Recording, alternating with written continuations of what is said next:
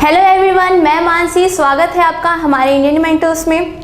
आज की इस वीडियो में मैं थोड़ा आगे बढ़ रही हूँ। जो हमने प्रीवियस वीडियो में डिस्कस किया था उससे थोड़ा छोटी छोटी बेसिक पॉइंट आपको आज मैं बताना चाहती हूँ। तो ज़्यादा कुछ टफ नहीं है, बहुत ईजी है। ध्यान से समझना, ये कुछ छोटी छोटी चीज़ें हैं जो कि हम जनरली जब एप्रोप्रिएशन अकाउंट बनाते हैं तो गलतियाँ होती है। इसलिए कुछ पॉइंट है, आप जिसको याद करिएगा, ध्यान में रखिएगा और सॉल्व करने की कोशिश करिएगा। चलिए स्टार्ट करते हैं। एप्रोप्रिएशन अकाउंट में हमने देखा था कि डेबिट साइड हमने क्या क्या बांटा था। इंटरेस्ट ऑन कैपिटल बांटा था, रेम्यूनरेशन बांटा था, रिजर्व बांटा था, एक्चुअली बांटा नहीं था, उसको रखा था। और क्रेडिट साइड में हमारा क्या था, ड्राइंग्स, इंटरेस्ट ऑन ड्राइंग्स हमने जो किया था। अब बात आती है, आपको इंटरेस्ट ऑन कैपिटल तो पता चल गया, इंटरेस्ट ऑन ड्राइंग्स भी पता चल गया। अब बात करते हैं रेम्यूनरेशन क्या होता है। तो मैंने आपको बताया था रेम्यूनरेशन का मतलब होता है एक सैलरी कमीशन जो हम पार्टनर्स को देते हैं। किस केस में, जब एक पार्टनर बोलता है कि मुझे सैलरी भी चाहिए, कोई पार्टनर बोलता है नहीं मुझे कमीशन दे दो, मुझे सैलरी वगैरह की ज़रूरत नहीं है, मुझे कमीशन चाहिए, तो वो सब केस है। तो ये जो चीज़ है, ये सैलरी कमीशन की जो हम बात कर रहे हैं ना, ये होता क्या है, एक मिनट, होता ये है, हमने बात कर ली इसका ट्रीटमेंट कैसा होता है। तो उसका ट्रीटमेंट ऐसा होता है, आप एक बेसिक पॉइंट याद करिएगा, बहुत इंपॉर्टेंट है, बहुत ज़्यादा इंपॉर्टेंट है।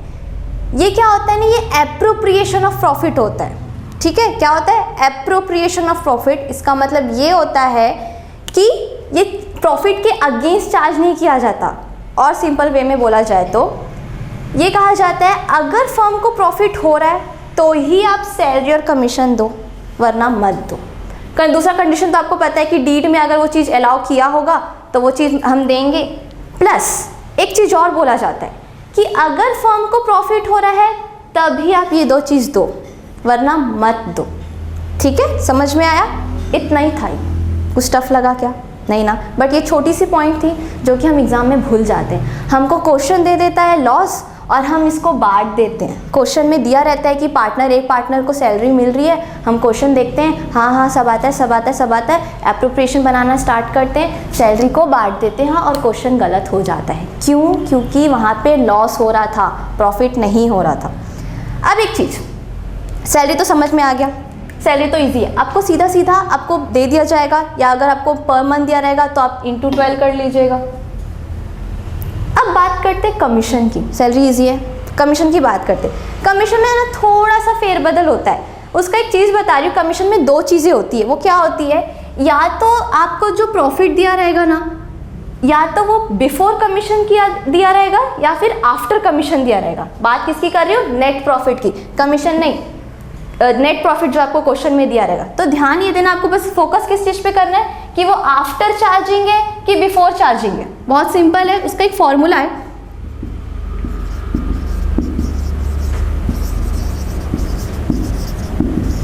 एक आफ्टर चार्जिंग होता है और एक बिफोर चार्जिंग होता है। ठीक है, ये क्या है, बिफोर चार्जिंग और आफ्टर चार्जिंग, ये नेट प्रॉफिट है। आपको जो नेट प्रॉफिट जो दिया रहेगा ना,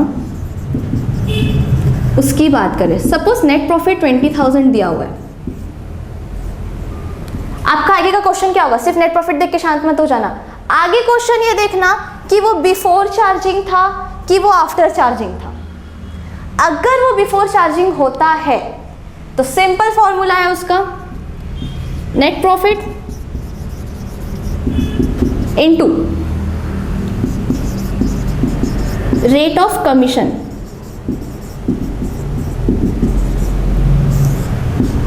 अपॉन 100। मान के चलो इसका परसेंट दिया था 10%, हमारे पास नेट प्रॉफिट कितना था 20,000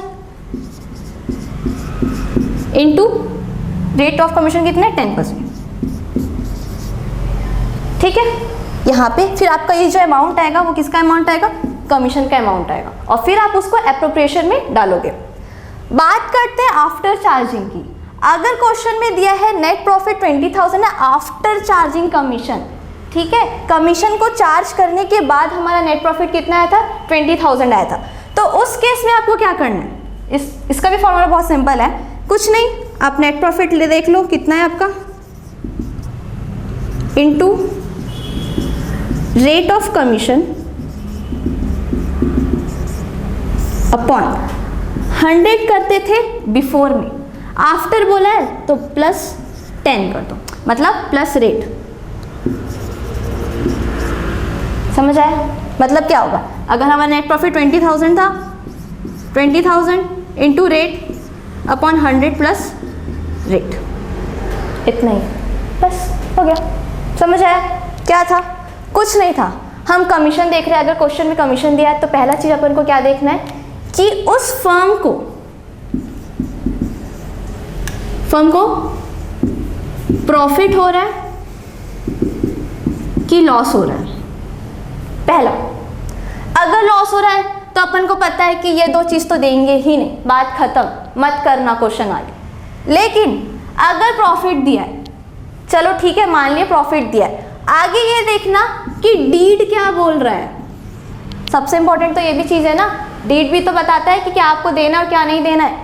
तो डीड में देखिएगा कि डीड अलाउ कर रहा है कि नहीं कर रहा है। अगर डीड अलाउ कर रहा होगा तो बहुत अच्छी बात है, डीड अगर अलाउ नहीं कर रहा होगा तो मत बांटिएगा। अगेन चलो, प्रॉफिट भी था, डीड भी था, ये भी हो गया। अब बात करते हैं सैलरी की। तो एक पार्टनर को सैलरी मिल रहा था, पर मंथ के हिसाब से दिया था, तो हमने इंटू 12 करके दे दिया। पर एनम के हिसाब से भी आपको सैलरी दे सकता है।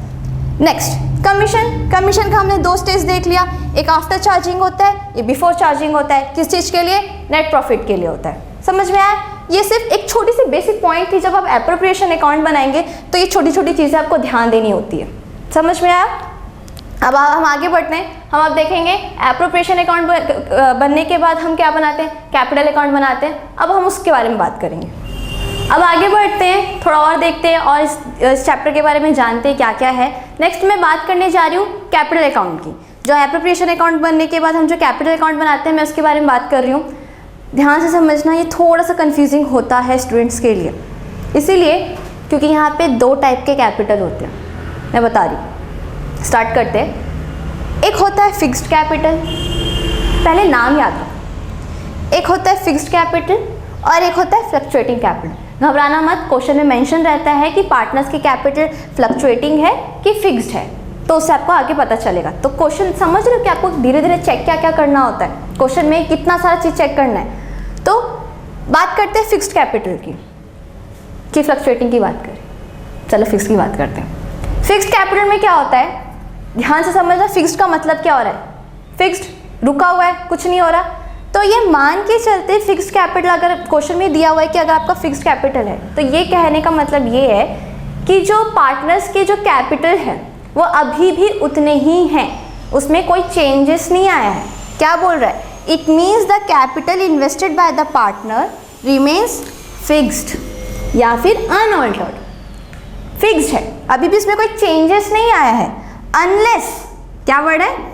Unless a partner introduce additional capital या फिर उसने withdraws out of the capital. क्या कह रहा है?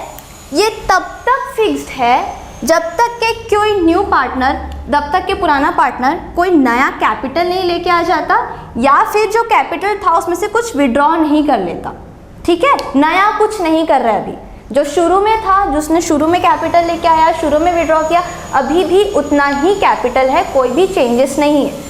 तो डिफरेंस क्या हुआ फिक्स्ड और फ्लक्चुएटिंग का? डिफरेंस ये है, अगर क्वेश्चन में आपको दिया है कि वो फिक्स्ड कैपिटल है पार्टनर्स का, तो उस केस में आपको दो अकाउंट मेंटेन करने होते हैं। ठीक है, एक अकाउंट आपका मेंटेन होता है कैपिटल अकाउंट और एक होता है आपका करंट अकाउंट। ठीक है, अगर क्वेश्चन में ये लिखा रहा कि पार्टनर्स की कैपिटल फिक्स्ड है, तो उस केस में आप लोग क्या बनाओगे? कैपिटल अकाउंट तो बनाओगे ही बनाओगे, साथ ही साथ करंट अकाउंट बनाओगे। अब क्वेश्चन, कैपिटल क्या है, करंट क्या है? कुछ नहीं। करंट अकाउंट में ना आपका जो सारे ट्रांजेक्शन जो आपने जो नॉर्मली आप करते हो, जो कैपिटल अकाउंट में ट्रांसफर करते हो, वो कैपिटल में ना जाके वो करंट में जाएगा। और कैपिटल में सिर्फ और सिर्फ जो पुराना जो कैपिटल था ना, बस हम उसको लिख के मेंशन करके छोड़ देते और कुछ नहीं करते।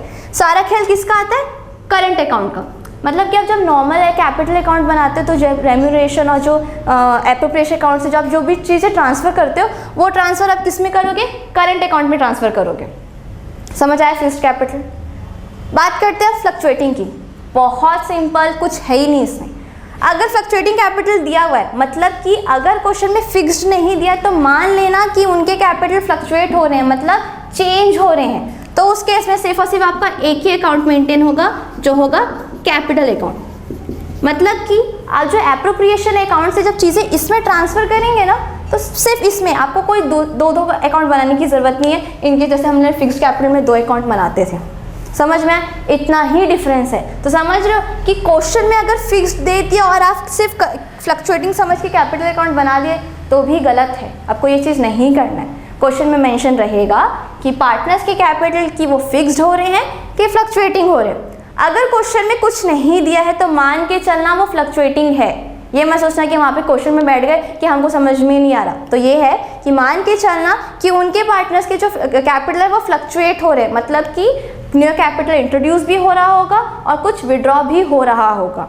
समझ में आया? बस इतना ही है। ये कुछ बेसिक्स पॉइंट्स है जिसमें ज़्यादा कुछ फेरबदल करने की ज़रूरत नहीं होती, बस कुछ पॉइंट माइनर पॉइंट्स है, ये सबको याद रखना पड़ता है। एग्जाम पर्पज़ के लिए बहुत इंपॉर्टेंट है, क्योंकि जब आपको एक क्वेश्चन आता है तो क्वेश्चन में इतने सारी चीज़ें मेंशन रहती है। अभी तक हमने क्या पढ़ा, जब आप एप्रोप्रिएशन अकाउंट बनाओगे तो आपको उसमें ये देखना है कि डीड प्रेजेंट है कि नहीं, पहला तो ये। उसके बाद आपको ये देखना है कि उसमें फर्म को लॉस हो रहा है कि प्रॉफिट हो रहा है। उसके बाद अगर आप कैपिटल अकाउंट में कूदे तो कैपिटल अकाउंट में ये देखना है कि वो फ्लक्चुएटिंग है कि वो फिक्स्ड है। समझ आ रहा है? कितनी सारी चीज़ों को देखना है। तो बेसिकली मेरा कहने का मतलब ये है कि जब क्वेश्चन आता है तो बहुत इजी लगता है, लेकिन उस इजी के अंदर कितने छोटे छोटे चीज़ें आप समझ रहे हो उनको देखना पड़ता है, तो आपको एग्ज़ाम में फुल नंबर मिल ही जाएगा।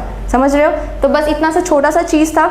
एक चीज़ है इंटरेस्ट ऑन ड्राइंग्स, थोड़ा बड़ा टॉपिक है, उसको आप ध्यान से समझेंगे। आज के लिए सिर्फ इतना ही, तब तक के थैंक यू।